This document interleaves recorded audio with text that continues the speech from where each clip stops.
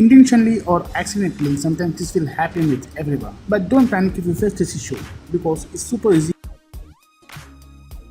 Right click with mouse, select view and go to medium icons. Now it's back to normal as before.